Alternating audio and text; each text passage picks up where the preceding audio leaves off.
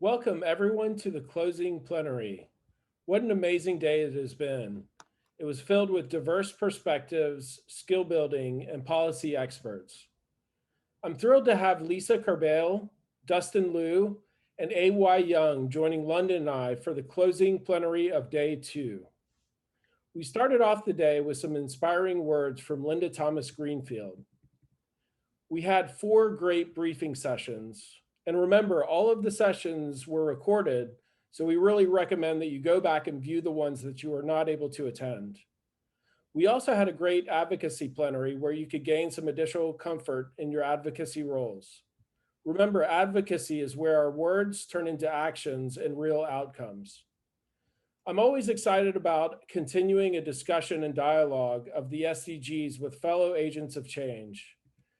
I would like to introduce Dustin Liu, UNA USA Youth Observer to the United Nations, who will moderate a spirited conversation between Lisa Carbale and A.Y. Young. Dustin? Thank you so much for that introduction, Tate. It is such a pleasure to be here to be in conversation with both Lisa and AY. I think AY is having a little bit of a technical difficulty, but he will join us as soon as he can. Lisa, it is so wonderful to have you here today. How are you doing? How am I finding you? Dustin, you are finding me jazzed and so excited about this UN USA program. I just want to shout out to all those advocates out there who are going to make the SDGs a reality. Lisa, thanks so much for framing the session, and Tate, you've given us a tall task to have a spirited conversation. So let's dive right into it. Lisa, you are an American attorney who has worked for the development of human rights policies, legislative reform, programming strategies, and advocacy campaigns within the United Nations. And you're currently the head of the Joint SDG Fund. What is the Joint SDG Fund? What do you do, Lisa? So it's a great story, Dustin. The United Nations has recognized that to really meet the SDGs, it's got to be more than business as usual. We've actually got to go down to Wall Street. We've got to go into Silicon Valley. We've got to go to where the real investments in the future lie. And a lot of them are in the innovative investments that are outside of grants. We're trying to bring Wall Street together with the public monies that governments give to the United Nations. So we want to merge the Biden administration's hoped for contribution to the Joint SDG Fund with what's being done on Wall Street, what's being done in Silicon Valley, all to end poverty, all to promote education, all to ensure inequalities are defeated around the world. Lisa, I appreciate this idea that business can't be going on as usual, right? We really need to reimagine a world that exists. And I'm curious for you, when I ask you the question, what is the world that you hope to live in? What is the world that you're building towards? How would you describe that world? You know, Dustin, I've had the privilege of serving in Somalia, in Mozambique, in Kenya, in South Sudan. I've really seen the difference between a cup of water, a polio vaccine, a good teacher. You know, it's not to be taken for granted. So I envision a world where we can all take that for granted. And the world starts to really beat with one heart. And we really start to feel that investments are automatically good, that there has to be a return for everyone, and that we're not really feeding further into the elites who might not really remember that we are one planet and one people. Lisa, this idea of one planet, one people certainly comes with a really profound why. I think from the first moment that we've talked, I've seen you demonstrate such a strong sense of personal purpose. And I'm curious for you, Lisa, take us back to that moment where you knew that you were a change maker, that moment that you understood the why behind why the SDGs mattered to you. You know, it's funny, you grow up and you don't always understand the lessons you're being taught. I'm sure many of us have examples of things we may have seen or the way we were treated. I'm obviously very privileged and I come to the UN with a lot of advantages, but in my own way, I saw that the deck wasn't always full. Sometimes you got to round in, sometimes you didn't. Sometimes the cards were completely stacked against you. And it taught me very early to look at who else wasn't getting the cards. And when I joined the UN, I was really, again, privileged to go to countries where there isn't even a deck. You can't even get a card. Let alone clean water, a safe school, a healthcare clinic in miles of where you happen to be born, which is all random in the way the world works and how we all come onto our planet and then leave it someday, right? So I think I'm just inspired by the people I've met who've been kind and gracious to me in the midst of that struggle, in the midst of armed conflict, in the midst of generational and intergenerational poverty, and to see the power of the UN changing it. The UN is in countries where no one else wants to work, and it's doing that every day, and people are risking their lives and making it happen. There's peacekeepers, there's development workers. It's happening, and it's that leadership, that multilateralism, which the Biden administration absolutely wants to support, working together to find the solutions. Climate change has to be fixed, not by one country, all of us. Carbon pricing, all these large issues cannot be done on one side of a border and not the other. So when you all go tomorrow and the next day and the next day to meet your senators and your congresspeople, it has to be about multilateralism and the tools to make that happen. Lisa, before this panel, what I appreciated so much was your clear interest and your clear belief that advocacy matters. And I'm curious, for the listeners, those advocates that are on the call right now, what would you say is one thing that they can say when people ask them, why do you care about the United Nations? Why do you care about the SDGs? Lisa, what's that answer that we can give, or what's that answer that we can share with legislators who are making decisions that have profound impacts on our ability to realize these goals? Well, I think, Justin, the answer is I am the UN. You are the UN. We are all the UN. We are American citizens this week as we advocate, but we are human citizens of the planet Earth as well. And I think it's breaking down those borders to say American leadership has to be through the UN. So much of what we believe in, what I was instilled in since I was a little girl, the Pledge of Allegiance and all the things I've learned about our country, and it's not perfect, don't get me wrong. We know there's ways we could get better. But when you've traveled around the world and you know what human rights abuses look like, when you look at some of the barriers that young girls and young boys are facing around the world, some of the abuses they endure at the hands of governments, at the hands of others, you realize we can make that change. But the American government has to lead. We need to bring them in. The Joint Fund is a great platform to bring them in to join that fight for the SDGs. Amazing. And I see that AY is joining us, so we'll let him come into the conversation in just a moment. I want to invite our attendees to feel free to use that Q&A feature at the bottom of the screen. We want to make sure that we share your questions with AY and Lisa as we move through this. AY, good to see you. Glad that you could join us. Oh, yeah, totally. I'm glad I made it. I've been all over LA, so sorry if I'm a little late, guys. No worries, no worries. AY, we're going to turn to you for just a moment. Tell us your why. Why do you care about the SDGs, and why is it so important that our listeners today really hone in and center their advocacy around the SDGs? What's your why? My why? Yeah, well, for me with the SDGs, I think passion takes the forefront, and my why comes from passion. I love music and art and performing. I think that's the best way to connect to people and to really power change. So the SDGs for me, really signifies a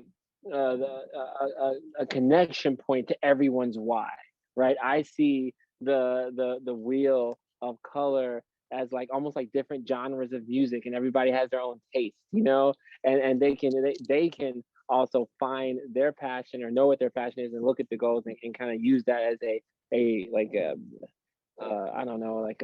way or framework to look at this doggy to take action. So for me, my passion of music, I find value in the goals that way, if that makes sense. That totally makes sense. And what I really appreciate about that is how each and every person plays a role on this wheel. Each and every person can find themselves in this wheel. And Lisa, I'll turn it back to you for just a moment. I'd love for you to share what is an action that each and every American can take on the SDGs. Curious if you can drop down. You've talked about your work, this high-level advocacy. What is something that we can do tomorrow? What is something that we can encourage every single person in our communities to do in service to take action on the SDGs? Well, first of all, we can notice what's not good enough, and we can say no more, right? Things aren't perfect in the U.S., and we've got a lot of things to make better. We have a new administration. Let's use that new administration to make things better, and let's lean in. lean into the issues, ask questions, read, get educated about what you care about, choose your color, as AY says, choose your color of the wheel and just lean in and make it yours. Get passionate about it, see the link to your own life, and then activate, right? You activate in your school, you activate at work, you activate in your community. There's so many ways that you can start asking questions. Why is this? Why was it always like this? Should it be? Are developing countries always going to be impoverished? Really? Why? Because my teenagers don't think so, right? They don't think it has to be that way. So I think we have to ignore the status quo and just say, what do we want? What's the world we want? That's what young people have. You have so much time to make the change, and you've got people listening to you. You are a powerful generation. Make the demands for what you want, and then vote to make it true, right? You have that power. You can also spend better. You can spend for what you believe in, right? You don't have to buy things, single-use plastics and right? You can make choices, I think, in your own life and bring others along with you. Be embracive. Everybody comes at different levels. Not everybody comes immediately. It's okay, right? We all have to get there together. I think that's also fine. Lisa, what you've illuminated for me there is the power that each and every person has, and something that each and every person brings to this conversation and brings to this advocacy. And I know AY and I have talked at length about the way in which he's using music, and we have a question in the chat about how Chris is loving your energy. Christopher is loving your energy. AY, what kind of music do you produce? And talk to me a little bit about how that music connects to the SDGs. Tell us a little bit about your theory of change. Yeah, totally. Yo, I don't know. I'd say I make music that keeps your dreams alive, like even when you're not sleeping, right? But all kinds of genres of music too. You have to understand, I'm a guy who I've performed maybe over 900 concerts, all powered by renewable energy. I traveled America and use these concerts to raise money to send, one person, one village access to energy. So, the music for me not only has a message, but makes an impact. So for me, I grew up, doing the Michael Jackson and doing the Prince and doing Garth Brooks in a country town and doing Keith Urban and doing a Drake cover. So my original music is like so many different sounds and messages depending on what audience I'm trying to reach. With that being said, what I've launched, and Dustin, this is something that I call Project 17. So right now, I'm in LA right now. I just met with Sony. That's what took so long. They wouldn't let me leave the office. Freaking Sony, man. But I'm making one song for each sustainable development goal, right? And each song is in collaboration with one or more of Earth's biggest artists. So it's been working with Tech9, the #1 independent artist in the world, on Goal 1. Been working with Billie Eilish and her team on Goal 13. And so I think, and I'm using the goals as a way to plug people in through their passion and what they care about, and then to create a message, a anthem for each goal to raise awareness and even money to drive impact. So if that makes sense to you, bro, the answer to the question on how I'm using music, to me it's a vehicle to power change. And so that's how I use it, and it's my outlet. I appreciate that so much. This idea of using it as a vehicle to, amplify messages, to close the recognition gaps that we know are there. And I think that relates to a second question that we have from Pedro. We are nearly 6 years into implementing the SDGs. Does it appear that we are on target to accomplish its goals by 2030? Lisa, I'm going to turn that over to you. Are we on track? And if not, what can we do as Americans, everyday Americans, to close those gaps? I think, Dustin, great question. And when we entered the decade of action last year, little did we know, little could we have dreamed of what was to come with COVID-19. We are not on track.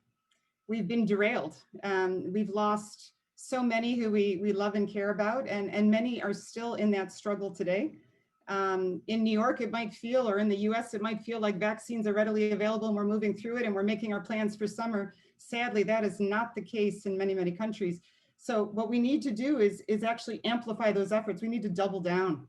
We need to double down, and we need to really look ahead to 2030 and work backwards. We need to write songs. We need to play those songs. Those songs have to be at the Grammys.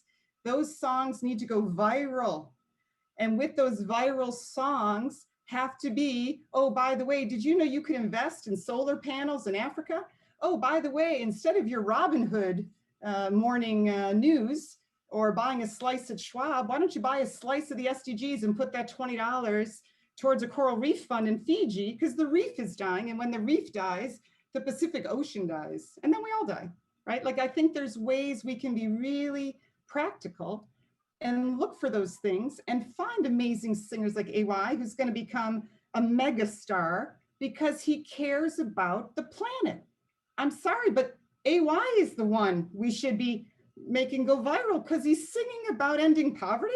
This guy, come on. This is what we need. These are the people. And I bet there's 50 people out there who could get everyone to buy that album right now, and on and on and on. So we've got to spend and listen and promote the people who care, right? It's crowded out there. It's confusing. There's many influencers. Look at what they're actually doing, right? 900 concerts on battery power from the sun. Who does that? He does that. So I think we have to really work with the people who are proving to us, very practical, proving they can do it. We line up behind and we march. We march on Washington. We tell President Biden, we tell VP Kamala Harris, we're here, we're not going home, SDGs. Lisa, thank you so much for that framing. And as I'm, scrolling through the list of participants, I'm seeing a lot of familiar names, and I know folks are working locally. Curious to answer this question, any advice on how to push for change locally? AY, I'm going to give this one to you. Pushing local change. Give us a quick crash course. What's one piece of advice you would give to someone who is hoping to push change locally? Yeah, I'm a firm believer in inner. First of all, thank you so much for what you're saying, Miss Lisa. You're freaking amazing. But I'm a believer in going inward and starting with self and taking action every day. So I tell everyone that there, so many people are also at a crossroads where they don't know they want to take an action, or they want to, I want to change my community, I want to change my world, but they don't know what action is to take. It's like they're kind of, well, I hear this all the time, I'm not McDonald's, I don't have $1 million, like, what can I do? But there are simple things you can do. You can practice energy efficiency and turn the light off. I talk about this all the time. Like, I truly believe everyone in the world is an outlet for change. Plugged into each other at the local level of the community, plugged into each other on the national level. Like, we can empower change and change the world. And for me, an outlet is someone who does two things. They kind of power, support change, and they take an action. That action could be committing to electric vehicles. It could be using less water when you brush your teeth. It can be finding another person and plugging them into sustainable stuff. You can change your community by changing your block, and then you can, widen the scope. So I think it starts, first with you. Maybe it's less plastic water bottles, and maybe it's certain purchases with your wallet, right? You're going to the local farmers market or the urban farm. I think it starts there because too many people are like, well, I can't change the world, or I just want to change the world, but then they go home and they're destroying it essentially, right? Let's be outlets for change, and let's take an action. Let's move to, maybe a final closing question. I'm keeping an eye on time. What inspiration can you offer UNA USA members that SDGs are important to raise with your members of Congress? We're about to enter a week of advocacy. Lisa, quick 30-second takeaway. What's your piece of advice? What's your inspiration that you're hoping to leave our members with? So I know that many of the listeners out there, many of the members are young people. When you think of 2030, where will you be? And what world do you want to meet at 2030, right? Are you going to be at another point in your career? Are you going to be another point in your relationships? What are you going to be proposing? You want the United States to make the SDGs a reality for the world you will inherit as an American citizen, but as a global citizen. We are not just Americans. We have a responsibility to care for other people. We are one planet, one people. So if we take that forward, why not the Joint SDG Fund? Why not the SDGs, right? And the US is extremely generous, right? It's one of the top funders of the United Nations writ large. We know that. Now we're trying to be targeted. Why? Because I can make $1 turn into 10 when I talk to the right person on Wall Street. And when I get a song from AY, which you're going to have to sing us a song, AY. When you sing us that song, we're going to play it at the private equity. We're going to play it at the country clubs. We're going to play it where those people can be reached, or better yet, through their young people, through their kids. right? And we're going to get in through up to those CEOs, and we're going to start making change. We can do that with the support of the Biden administration because they also want to partner with powerful corporate entities, right? We can make that change from inside. And I think that's the message. Make it personal, make it about who you are, why you believe in this. And by the way, you're going to vote this way. Because what do these representatives always want to remember? I'm your constituent. I'm going to vote, and I'm going to watch how you support the joint SDG fund, the SDGs, the UN. Lisa, thanks so much for that framing and that inspirational message of helping us dive deeper into our own narrative and figuring out a personal why, because that really is going to drive a lot of this advocacy forward. Yeah. AY, I'm actually going to invite you to do your advice through a song. Tell us a little bit about Say Hey before we have an opportunity to listen to it. Hey, say hey. Well, I mean, it's a lot about what I was saying about, being yourself. It's okay to be yourself. Say who, be who you are. Step out.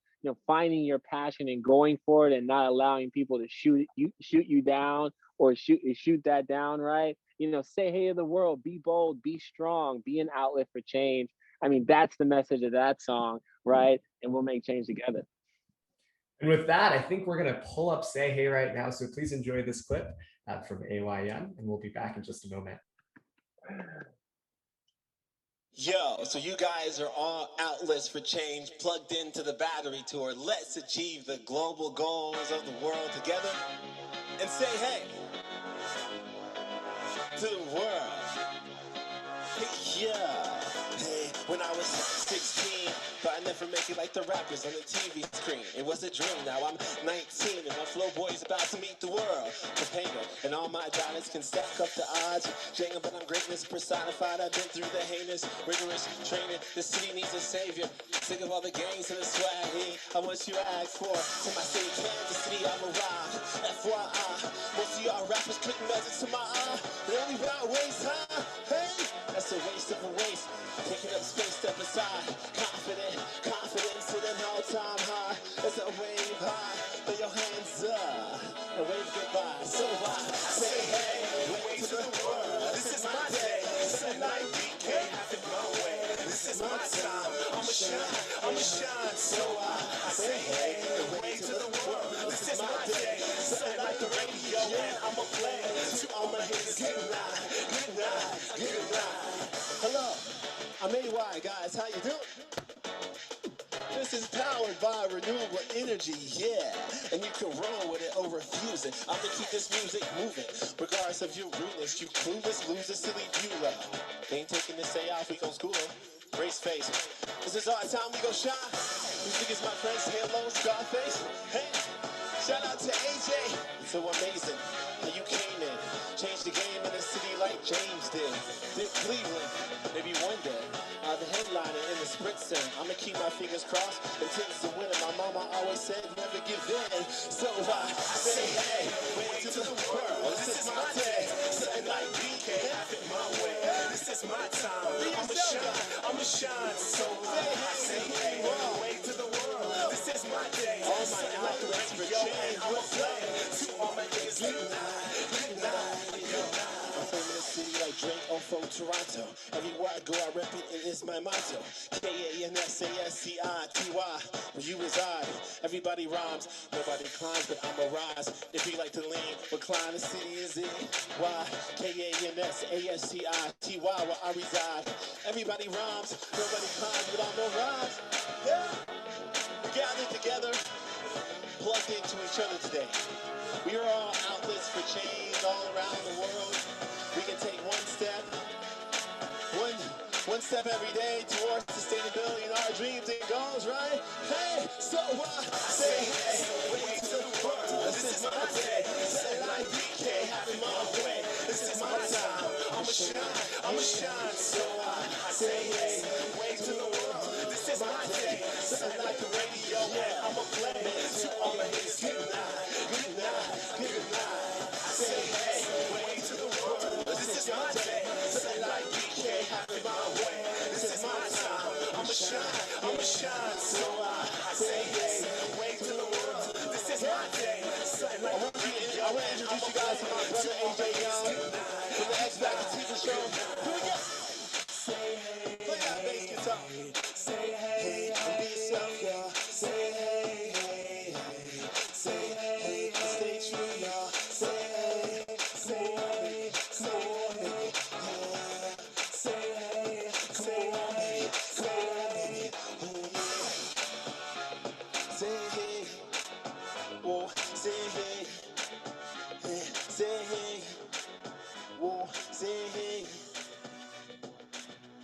say hey.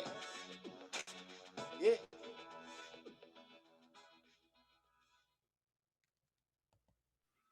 Awesome. That was awesome, AY. Awesome. I can't believe I don't know this song. Amazing. That's fun. We're going viral. The heck with Sony. Let's Let's go. go. Let's take it. Awesome. Let's go. We have to talk offline. I gotta meet you, Miss Lisa. You're awesome. That was truly amazing. Such an important piece. So many messages going through the whole thing, and very, very on point. So thanks for a lively discussion. Thanks everybody for the contribution. Definitely AY Young, thank you for an awesome piece. I'd like to turn it over to London for some closing remarks. Thank you so much, Tate. And yes, thank you to Lisa. Thank you, AY. That was an extraordinary discussion. Thank you to Dustin for moderating the discussion. AY, thank you for Say Hey. That was a beautiful message, and you just have outstanding energy. So thank you very much. Tonight ends the training and skill building portion of Week of Action.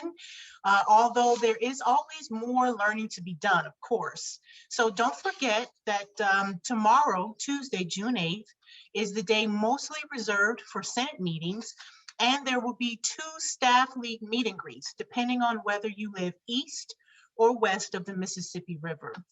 Please check the Hill meetings agenda and your email for any updates. And of course, if you have any questions at all, you can connect with Marco, Emily, or Farah on the Attentify platform or via email. So the Week of Action is about taking action and being an activist. So don't be afraid to speak your voice and your truth. And remember that we are all here to support each other. And as an advocate for the UN myself, I always like to reflect on the powerful words of former Secretary General Kofi Annan when he says, more than ever before in human history, we share a common destiny. We can master it only if we face it together. And that, my friends, is why we have the United Nations. How powerful is that? It's one of my favorite quotes. So now, would love for you to join the optional happy hour following this closing plenary that has breakout rooms by the 11 different regions of UNA USA. But before we let you go, let's take one last opportunity to encourage a strong US-UN partnership and support for full UN funding by texting USA for UN using the information on your screen. So thank you, everyone. This was really, really awesome. Had a lot of fun interacting with a lot of people, and I'll see you in the regional happy hour.